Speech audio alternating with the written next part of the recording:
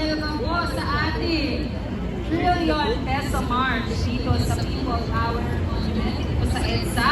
At marami po tayong mga kapatid na hindi pa nakapasok dito. At again, rain or shine,